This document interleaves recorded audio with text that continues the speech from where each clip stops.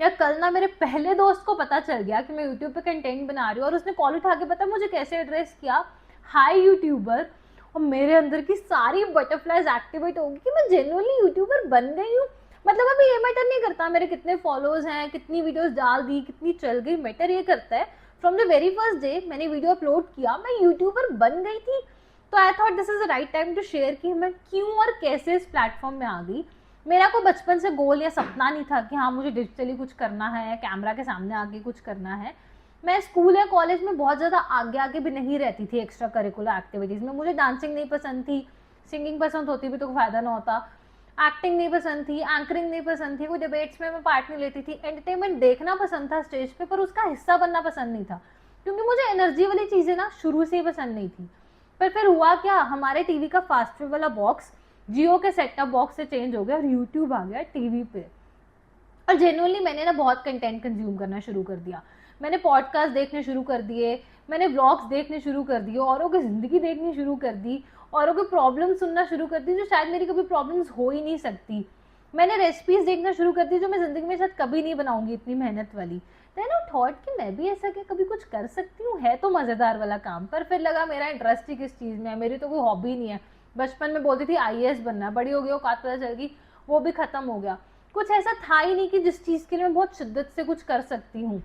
Then देखा कि हाँ जो चेकलिस्ट भी होती है एक सोशल मीडिया पे आने वाली कि हाँ अच्छे बाल चाहिए, अच्छी स्किन चाहिए, थोड़ा फैशन एटिकेट्स चाहिए, मेकअप करके बैठना होता है, क्योंकि मुझे लगता था कैमरा के सामने बैठना है तो आपको बहुत कॉन्शियस रहना पड़ेगा अपने लुक्स के लिए।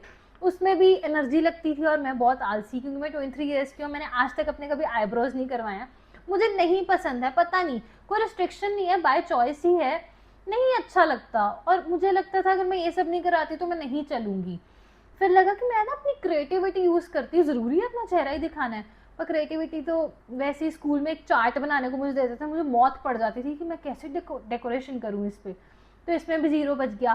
फिर उसके बाद मुझे ना एक सर मिले जिनको मैंने डिजिटल मार्केटिंग सीखने के लिए ही ज्वाइन किया था, पर मैं डिजिटल मार्केटिंग उनसे बिल्कुल नहीं सीख पाई। पर एक चीज़ सीख गई कि अगर मुझे वो कंटेंट बनाना है ना, उससे पहले मुझे खुद को जानना पड़ेगा, तभी मैं दुनिया तक अपना आप कन्वे कर पाऊंगी।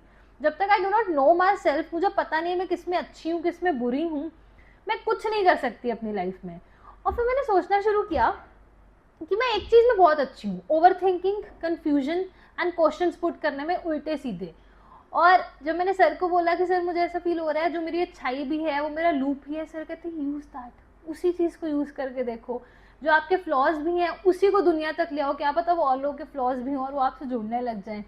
और उसी से एक हिट आया कि हाँ यार शुरू कुछ कर सकते हैं, क्योंकि जेन्युइनली यार बॉलीवुड वाले भी यूट्यूब पे आ रहे हैं, तो एक बहुत अंदर से पैशन था कि हाँ यूट्यूब पे कुछ करना चाहिए, तो बहुत चलने वाला प्लेटफॉर्म है। मैं झूठ नहीं बोलूंगी, मुझे भी फॉलोअर्स चाहिए, मुझे भी लाइक्स चाहिए, पर शायद उस जुनून से नहीं कि सिर्फ ये चाहिए।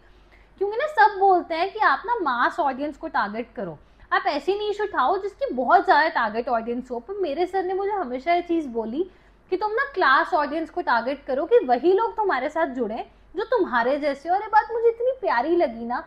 इस वीडियो तक ना मेरे सिर्फ 30 फॉलोअर्स हैं, और वो लोग मुझसे इसलिए जुड़े हैं क्योंकि उनको शायद मेरी कोई बात रिलेटेबल लगती है, या उनके साथ भी कुछ ऐसा हुआ है जो मेरे साथ हुआ है, रादर मेरी शक्ल देखकर, मेरे कपड़े देख के या मेरे बाल देख कर। कितनी प्रिविलेज्ड फील है यार।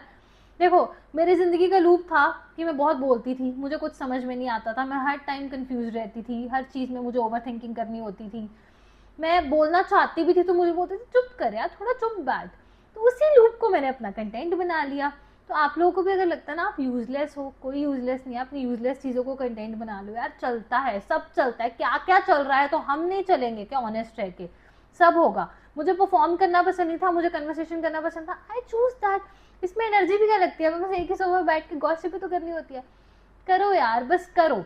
डर लगता है पर करके डर निकल जाता है, जेन्युइनली निकल जाता है। अब मुझे डर नहीं लगता, अब मुझे मजा आ रहा है। सक्सेस मिले या ना मिले, मजा तो आ रहा है ना, मुझे तो बहुत आ रहा है।